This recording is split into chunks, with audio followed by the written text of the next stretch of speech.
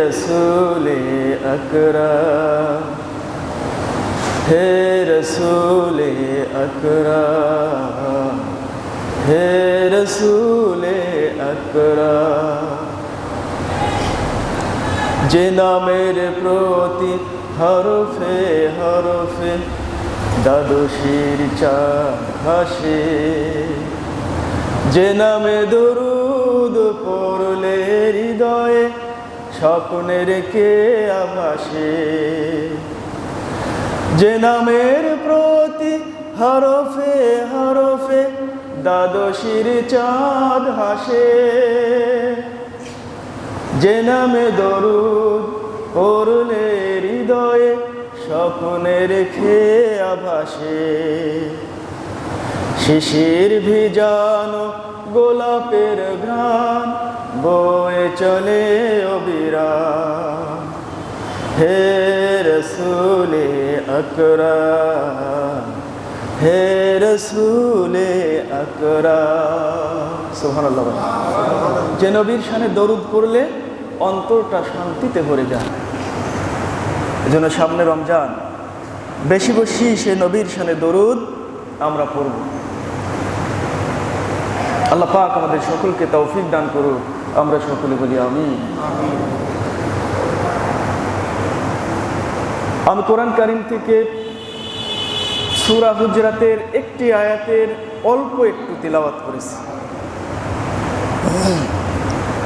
যেহেতু আমাদের সামনে বিরাট এক সৌভাগ্যের মাস, বিরাট মর্যাদাপূর্ণ এক মাস, সে মাসে প্রবেশের পূর্বে আমাদের ভালো প্রস্তুতি থাকার প্রয়োজন। কিছু কিছু কাজ, যে কাজগুলো আমাদের এই মহাপ্রাপ্তি থেকে মাহরুম করে দেয়।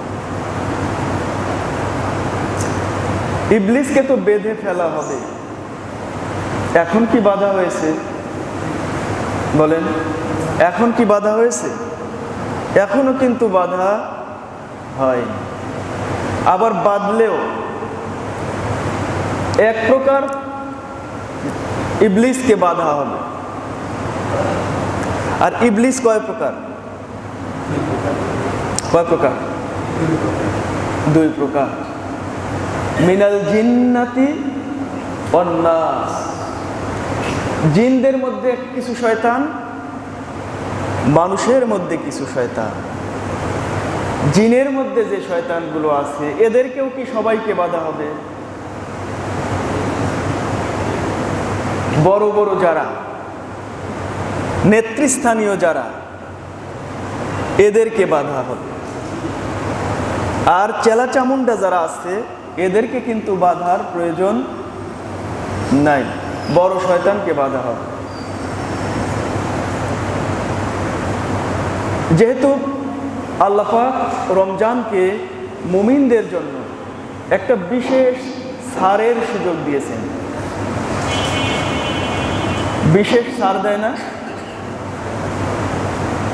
সারা বছর ব্যবসা করার পরে 7 দিনের ছাড়, এই 7 দিনের মধ্যে কিনতে পারলে 50% কমিশন দেওয়া হবে। আছে কি নাই? সিরাতে ইবনে হিশাম সবগুলো যদি কেনা যায়, বেদায়া নেহায়া যদি একটা বিশেষ সময় কেনা যায়, 10,000-এর বই 5,000-এ পাওয়া যায়। সাথে আরো কিছু পুরস্কার হিসাবে সাথে আরো ছোট ছোট কিছু পুস্তক লাগায় দেয়। এটা কি? এটা হলো ছাড়। সারা বছর যারা বই পুস্তক কিনেছে, লেখাপড়া করেছে, কোম্পানির পক্ষ থেকে তাদের বিশেষ একটা ছাড়। একটা কোম্পানি ছাড় দেয়, আর একটা কোম্পানি অপকৌশল করে যারা ছাড় দেয় তাদের বই পুস্তক যাতে মেলাতে বিক্রি না হয় তার পদক্ষেপ নেয়। কি বলেন, আছে কি নাই? একটা দল মানুষকে মানুষের হাতে আল্লাহর কথা, রাসূলের কথা তুলে দিতে চায়, আর একটা দল, ইবলিসের আর একটা দল আছে, তারা ওই পুস্তক যেন মেলাতে বিক্রি হতে না পারে তার বিপরীতে অবস্থান নেয়। এরকম আছে কি নাই? কি বলেন, আছে কি নাই? আমার আল্লাহ বলেন, রে মুমিনের দল, সারাটি বছর যারা আমার গোলামি করেছো, 11টি মাস যারা আমার গোলামির মধ্যে নিজের জীবনটারে চালাইছো, আমি আল্লাহ খুশি হয়ে এমন একটা মাসের ব্যবস্থা রেখে দিয়েছি যেই মাসের মধ্যে 11 মাসের সন্তুষ্টি আমি আল্লাহ 1 মাসের মধ্যে ঢেলে দিব। আমি তোমাদের প্রতি খুশি। আমি চাই না তোমরা জাহান্নামে যাও, আমি চাই তোমরা জান্নাতের পথে আসো। তোমাদের কপাল থেকে জাহান্নামটা কেটে যাক, এজন্য আমি আল্লাহ বিশেষ একটা ছাড়ের ব্যবস্থা করেছি, যেই ছাড় পেলে তোমাদের জাহান্নাম মাহরুম হয়ে যাবে, জাহান্নাম আউট হয়ে যাবে। কারণ আমি আমার গোলামদেরকে জাহান্নামে পোড়াতে চাই না।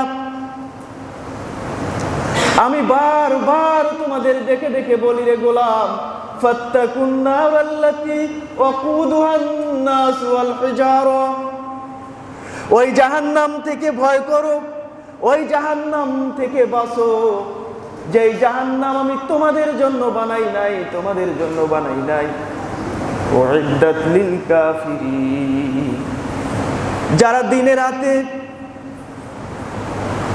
অফিসে আদালতে ব্যাংকে বিমায় শিক্ষা প্রতিষ্ঠানে সকল জায়গাতে আমার আইনের সাথে বিরোধিতা করে, আমার নিয়মের সাথে বিরোধিতা করে, আল্লাহ বলেন উইদ্দাত লিল কাফিরিন, আমি ওই জাহান্নাম তো তোমাদের জন্য তৈরি করি নাই, ওই অস্বীকারীদের জন্য আমি আল্লাহ জাহান্নামের আগুন বানাইছি। ওই জাহান্নাম থেকে আমি তোমাদের বাঁচাতে চাই, এজন্য একটা বছরের মধ্যে আমি আল্লাহ খুশি হয়ে তোমাদের 30টা দিনের ব্যবস্থা রেখেছি। ওই 30টা দিনের রাত্রের মূল্য যেমন, দিনের মূল্য তেমন, রাতের মূল্য যত বেশি দিনের মূল্য তার চাইতে বেশি।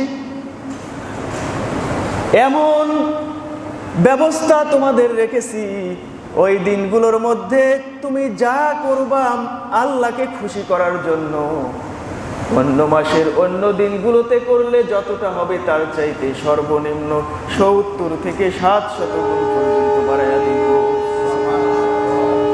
তাহলে আল্লাহ ছাড় দিলেন, আল্লাহ পাক কর্মসূচি হাতে নিলেন। আল্লাহর কর্মসূচি হলো কি করে আমার গোলামদেরকে মাফ করে দেওয়া যায়। আল্লাহ কর্মসূচি হাতে নিলেন কি করে আমার গোলামদের উপরে রহমতের বাড়ি বর্ষণ করা যায়, কি করে আমার গোলামদের জাহান্নাম থেকে বাঁচানো যায়। এইরকম পদক্ষেপ, এইরকম কর্মসূচি আমার আল্লাহ বিশেষভাবে হাতে নিলেন। আল্লাহ যখন কর্মসূচি হাতে নিলেন, ওই সময় ইবলিস বুঝি নাক ডাকাবে। ইবলিস কি করবে? নাক ডাকাবে। আপনাদের তাই মনে হয়? যে ইবলিস আল্লাহর সামনেই বলল, আল্লাহ যেহেতু তুমি জাহান্নাম থেকে আমাকে তাড়িয়ে দিয়েছো এই আদমের কারণে, আদমের কারণে যেহেতু জাহান্নাম থেকে আমাকে তাড়িয়ে দিয়েছো, আমি চ্যালেঞ্জ করলাম কি করে তুমি মানুষকে জান্নাতের পথে নাও। চ্যালেঞ্জ কে করলো? কি নাক দেখে বসে থাকবে? কি করে জাহান্নামে নিতে হয় আমি চ্যালেঞ্জ করলাম।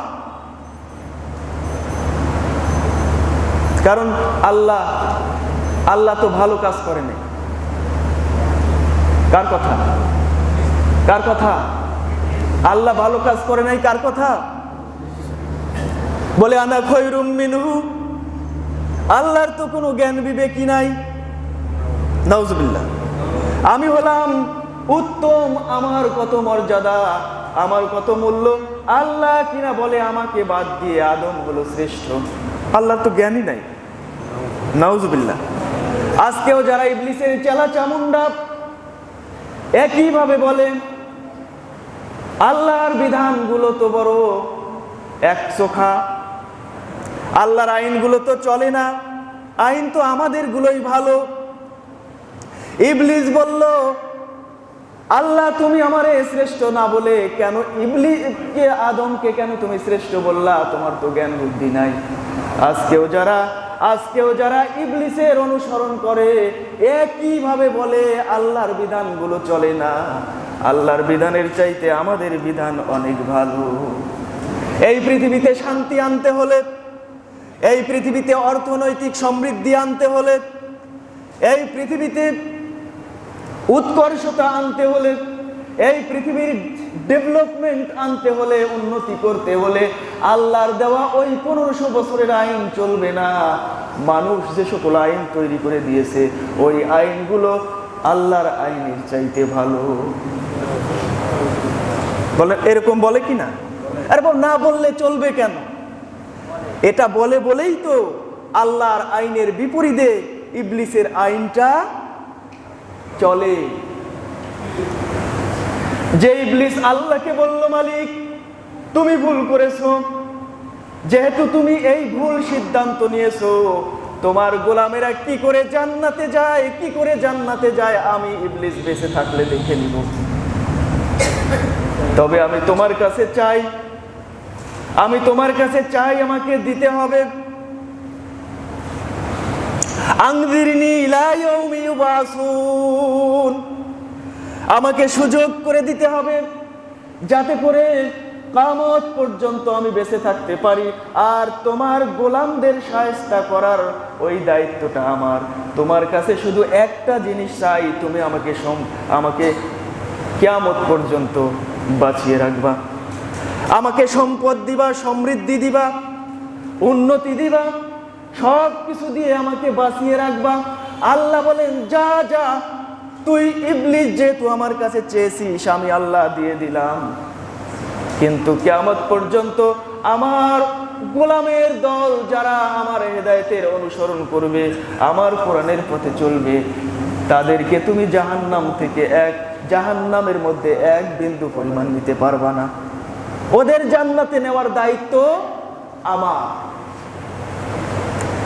ইবলিস যেহেতু চাইলো, আল্লাহ আমাকে জীবন দাও, কিয়ামত পর্যন্ত আমাকে সমৃদ্ধি দাও। আজকেও এই পৃথিবীতে যারা শয়তানের পথ অনুসরণ করে চলে, আল্লাহ বলে শয়তান যেমন দুনিয়ার সমৃদ্ধি চেয়েছে, সম্পদ চেয়েছে, জীবন চেয়েছে, আমি আল্লাহ তোদের জন্য ওই বরাদ্দ থেকে কিছু দিয়ে দিলাম।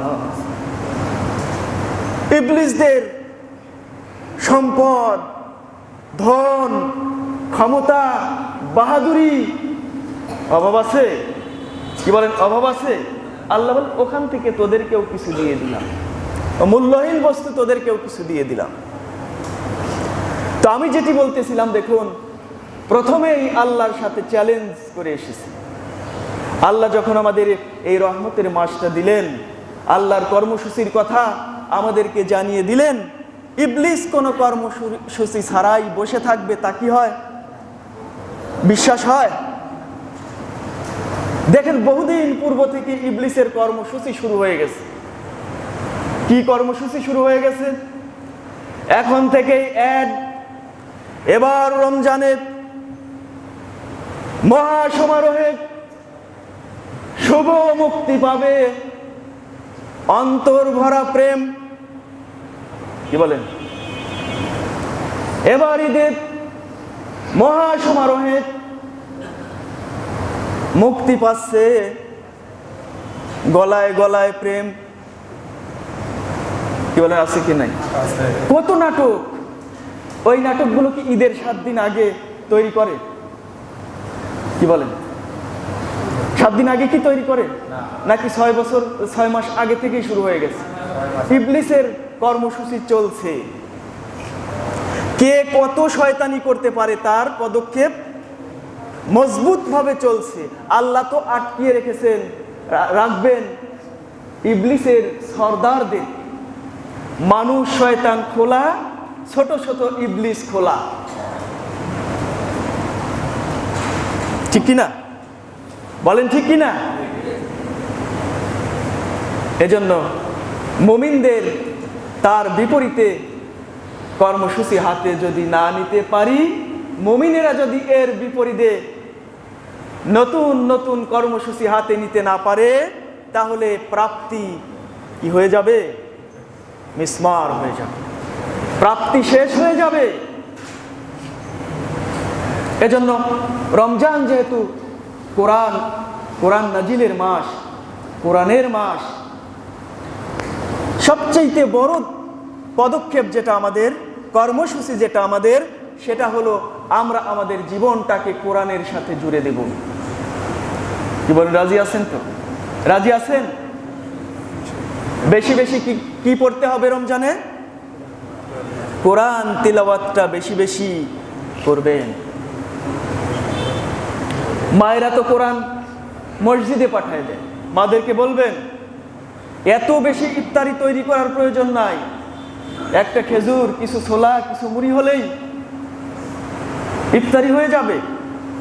এত বেশি আয়োজন করে কি সংযম শিখলাম? আমি যদি 20 আইটেমের ইফতারি তৈরি করি, ওইগুলো নিয়ে যদি খাই, বলেন তো একই সংযমের কোনো শিক্ষা এর মধ্যে আছে? আছে? এজন্য ওই টাইমটা কমায় দিবেন। মায়েদের বলবেন এত ভাজি পোড়া, 10 রকমের ভাজি, 3 রকমের মাছ, 2 রকমের গোশ, এত দরকার নেই। এটা ইবাদতের মাস, বলে যত খাবো তত ইবাদত। তাই কি হলো? রমজান মাসে যে যত খাবে তার তত সওয়াব বেশি, হিসাব নাই। কে বলছে? কে বলছে? বরং কম খাওয়ার প্রশিক্ষণের জন্য আল্লাহ পাক এই মাসের ব্যবস্থা করেছে। আপনার 10 আইটেম থেকে 5টা আইটেম বের করে দেন, ওই টাকাটা আপনি দরিদ্রের হাতে তুলে দেন। কি বলেন? এটা করলে ভালো হয় না? অপচয় করার প্রশিক্ষণ যেন শুরু হয় রমজান মাসে। কত ভাজা খায়, আর সকালবেলা ওই পরের দিনের জন্য আবার কয় সার্জেল 20 রেডি। রোজার মাসের বাহিরে যদি গ্যাসের বড়ি একটা খায়, রমজান মাসে খায় 2টা। 20-তে হয় না, 40 চালায়। কারণ কি? এত বেশি খাইছে যে নিজের ডাইজেশনে আর কুলাচ্ছে না, এই পাওয়ারে আর কুলাচ্ছে না, এখন ভাড়া করা পাওয়ার লাগছে। এটা যেন না হয়। কোরআনের সাথে নিজের জীবনটা জোড়ায় দিবেন। আপনি অল্প তিলাওয়াত করবেন, তিলাওয়াতটা বুঝে বুঝে পড়ার চেষ্টা করবেন। মনে থাকবে তো কথাগুলো? বাড়িতে গিয়ে বলবেন। শয়তান নানানভাবে প্রলুব্ধ করে রমজানের বরকত থেকে মাহরুম করার জন্য। তার মধ্যে সূরা হুজরাতের একটি আয়াতের প্রথম অংশ আমি তিলাওয়াত করেছি। আল্লাহ বলেন, ইয়া আইয়ুহাল্লাযীনা আমানু, ওরে আমার মুমিনের দল, ইজতানিবু কাসীরাম মিনাজ জন, আন্দাজ করে কথা বলা যাবে না, আন্দাজ করে কোনো কথা বলা যাবে না। বুঝলেন? আমরা আন্দাজ করি। একজন মানুষ, তাকে হেয় করার জন্য আন্দাজে একটা কথা বলে দিই, জানে না, আন্দাজে একটা কথা বলে দেয়। আল্লাহ কি বলেন জানেন? ইন্না বা'দা যন্নি ইসমুন, অধিকাংশ ধারণাই পাপের কাজ, পাপের কাজ। আপনি সিয়ামে রমজান রাখার পরে যদি এ ধরনের বাজে চিন্তা চেতনা নিয়ে থাকেন, একজনের ব্যাপারে চিন্তাপ্রসূত কথা বলে ফেললেন, জানেন না, একটা সিদ্ধান্ত দিয়ে ফেললেন, আপনি পাপ করলেন, রমজানের মহা পুণ্য থেকে, মহা বরকত থেকে বঞ্চিত হয়ে গেলেন। আর কি করা যাবে না রমজান অবস্থায়? শুধু রমজান নয়, রমজান তো প্রশিক্ষণ নেওয়ার মাস। ওয়ালা তাজাসসু, আল্লাহ বলেন খবরদার ও খবরদার, একজন মানুষকে হেয় করার জন্য তার ভিতরের কথাগুলো তোমরা খুঁজে বের করার চেষ্টা করো না। একজন মানুষ গোপনে কোনো কাজ করেছে, হয়তো অপরাধী করলো, ওই অপরাধ কেউ জানে না, কেউ জানে না। আমার আল্লাহর কাছে ক্ষমা চাইলে কিন্তু আল্লাহ মাফ করে দিতে পারেন। কিন্তু কিছু মানুষের স্বভাব হলো অমুকের গোপন কোন কথা আছে ওই কথা খুঁজে বের করা। কি বলেন, আমরা করি কিনা? একজনের গোয়েন্দাগিরি করে তার নেগেটিভ কথাগুলো বের করে অন্য মানুষের কাছে বলে বেড়ানো। আল্লাহ বলেন এটা করো না। রমজানে তার প্রশিক্ষণ বেশি করে নিতে হবে। মানুষের আরো সবচাইতে সাংঘাতিক বিষয় যেটি, পরনিন্দা চর্চা করা। আছে কি নাই? পরনিন্দার চর্চা আমাদের সমাজে আছে কি নাই? একজনের কথা তার অগোচরে অন্যের কাছে বলা, এর নাম কি? গীবত। সাহাবী জিজ্ঞেস করলেন, ইয়া রাসূলুল্লাহ, কোন দোষ যদি আমার ভাইয়ের মধ্যে থাকে, ওই দোষটা যদি আমি কারো কাছে গিয়ে প্রকাশ করে দেই, আল্লাহর নবী বলেন যদি থাকে আর ওইটা তাকে না জানিয়ে তাকে ছোট করার জন্য যদি মানুষের কাছে বলে বেড়াও, ওরই নাম হলো গীবত। আর তার মধ্যে ওই গুণটি বা ওই দোষটি নাই, কিন্তু বাহাদুরি দেখিয়ে, প্রভাব খাটিয়ে, শক্তির জোরে বাহাদুরি খাটিয়ে যদি মিথ্যা কথা অন্যের কাছে বলো, ওইটার নাম হলো বহতান। ওটার নাম কি? ওইটার নাম হলো বহতান। ওটা আরো জঘন্য। আল্লাহ বলেন, আইয়ুহিব্বু আহাদুকুম আইয়াকুলা লাহমা আখিহি মাইতা। তোমাদের মধ্যে এমন কোন মানুষ কি আছে যে তার মৃত ভাইয়ের গোশত খেতে ভালোবাসে? আছে কি কেউ? আমাদের মধ্যে এমন কি কেউ আমরা আছি যে মৃত ভাইয়ের গোশত খাবো? ভাই মরে গেলে কলিজা ফেটে যায় না? ভাই যদি, নিজের কলিজার ভাই যদি মারা যায়, ভাই কি স্থির থাকতে পারে? ভাই বিপদগ্রস্ত হলে পৃথিবীতে অন্য ভাই স্থির থাকতে পারে? ভাইয়ের জন্য যদি জীবন চলে যায়, অন্য ভাই জীবন দিয়ে দেয়, এরকম নজির পৃথিবীতে অনেক। ভাইকে উদ্ধার করতে গিয়ে আরেক ভাই জীবন দিয়েছে। ছোট ভাই পানিতে পড়ে গেছে, বড় ভাই ধরতে গিয়ে, বড় ভাই সাঁতার জানে, ভেবেছে ওকে বাঁচাতে হবে। ভাইকে যখন পানির মধ্যে ধরেছে, ভাই জাপটায় ধরেছে, আর উঠতে পারে নাই। দুজন ভাই একই সাথে গলাগলি ধরে দুনিয়া থেকে বিদায় হয়ে গেছে। আছে কি নাই? ডাকাত ধরেছে রে ভাই, বড় বিপদ, বড় বিপদ। ডাকাতে আক্রান্ত হয়েছি, বাড়িতে ডাকাত পড়েছে। পাশের বাড়ি থেকে ভাই লাঠি নিয়ে দৌড়ায় এসেছে, আমার ভাই ডাকাতে আক্রান্ত, আমি বসে থাকতে পারি না। পিস্তলের গুলিতে জীবন চলে গেছে, এমন নজির পৃথিবীতে অনেক। কি বলেন, ঠিক কিনা? আমার আল্লাহ বলেন, তোমাদের মধ্যে এমন কি কেউ আছো মৃত ভাইয়ের গোশত ভক্ষণ করবে, খাবে? এমন কি কেউ আছো? আল্লাহ নিজেই বলেন, কারিহতুমুহু, অবশ্যই তোমরা সেটা পছন্দ করো না, অপছন্দ করো। যদি তাই হয়, যদি তাই হয়, সাবধান করে দিই। আল্লাহ বলেন, সাবধান করে দিলাম, খবরদার কেউ কারো গীবতের চর্চা করো না। গীবত চর্চা করতে বড় ভালো লাগে, মধুর লাগে। কারণ যখন একজন মানুষ গীবত চর্চা করে, ইবলিস এসে তখন মধু ঢালে, ওই গীবতের বয়ামের মধ্যে মধু ঢেলে দেয়। কারণ ইবলিস জানে এই তো জাহান্নামে নেওয়ার আমার মোক্ষম সুযোগ।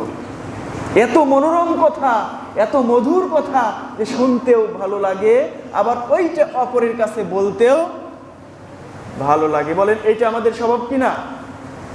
স্বভাব কিনা? এক ভাইয়ের দোষ আরেকজনের কাছে বলতে খুবই ভালো লাগে।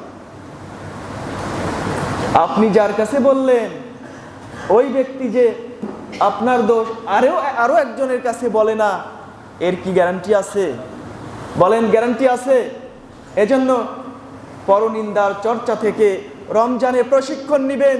এ মাস থেকে আর কোনো পরচর্চা, পরনিন্দার চর্চা হবে না।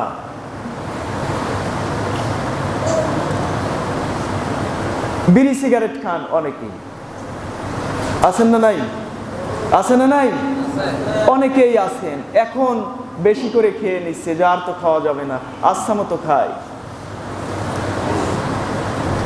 বিড়ি খাওয়া, সিগারেট খাওয়া, মদ খাওয়া, এগুলো জায়েজ না হারাম? জায়েজ না হারাম?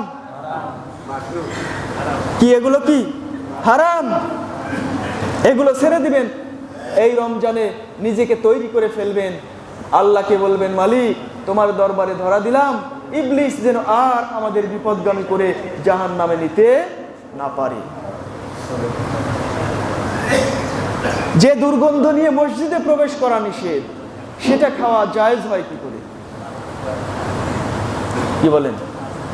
যেটা আপনার শরীরের জন্য অকল্যাণকর, যেগুলো দুর্গন্ধ ছড়ায়। দেখবেন একজন সিগারেট খোর মানে সম্ভ্রান্ত লোকের কাছে যদি নামাজ পড়তে দাঁড়ান, একজন কুলিওয়ালা ঠেলা মজুর ঘর্মাক্ত দেহে যখন দাঁড়ায়, তার পাশে গিয়ে নামাজ পড়তে প্রফুল্লতায় মন ভরে যায়। আর একজন ভদ্রলোক সিগারেট খেয়ে, বিড়ি খেয়ে, মানে চিকা চিকা গন্ধ নিয়ে যখন সামনে দাঁড়ায়, মনে হয় এর সামনে থেকে নামাজ পড়ে কোনো মতে পালাইতে পারলে বাস। কিসের গন্ধ বাইর হয় শরীর দিয়ে? চিকা চেনেন? চিকা চেনেন? চিকা চেনেন না? চিকার মতো গন্ধ, দুর্গন্ধ বাইর হয়, মানে খবিসের মতো দুর্গন্ধ মুখ থেকে বের হয়। এই বদভ্যাস ছেড়ে দেওয়ার মোক্ষম সুযোগ এসেছে এ রমজানে। আল্লাহ পাক আমাদের সকলকে যেন তৌফিক দান করেন। আর সবচাইতে বড় যে আমলটি করবেন, আজকে থেকে কোরআন নিয়ে বসে যাবেন। আমরা রমজানকে স্বাগত জানাবো কি দিয়ে? কোরআন তেলাওয়াত দিয়ে আমরা রমজানকে স্বাগত জানাবো। স্বাগত জানায় পৃথিবীর সম্মানী ব্যক্তিদেরকে কি দিয়ে স্বাগত জানায়? কি দিয়ে? লাল গালিচা দিয়ে সংবর্ধনা জানায়। আর কি দিয়ে? ডাগর কিছু মেয়েদেরকে দাঁড় করায় রাখে। মানে জাহান্নামে তো যেতে হবে, তার পথ তো প্রস্তুত, ক্লিয়ার রাখতে হবে। মানে লাল গালিচা আর দুই পাশে ইয়াং মেয়েদেরকে। এরকম আমাদের দেশের কালচার কি না? আমাদের দেশের না, পাশ্চাত্যের কালচার এটা। পাশ্চাত্যের কালচার। মেয়েরা আবার ফুলের মালা দেয়, ফুল ছুটায় দেয় অর্ধনগ্ন নারীরা। আর আমরা রমজানকে স্বাগত জানাবো কি দিয়ে? কোরআন তেলাওয়াত দিয়ে। রাজি আছেন? আল্লাহ পাক আমাদের এই আমলগুলো যথাযথভাবে পালন করার তৌফিক দান করুক। আল্লাহ যেন রমজান পর্যন্ত আমাদের সকলকে বাঁচিয়ে রাখেন। আমরা সকলে বলি আমিন।